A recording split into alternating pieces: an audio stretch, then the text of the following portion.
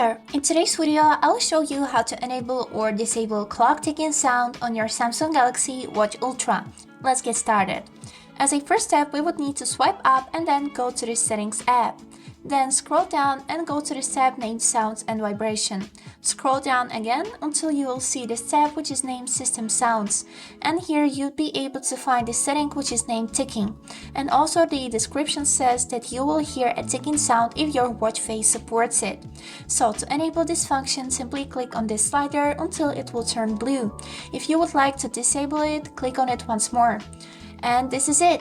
I hope this video was helpful for you and thank you so much for watching.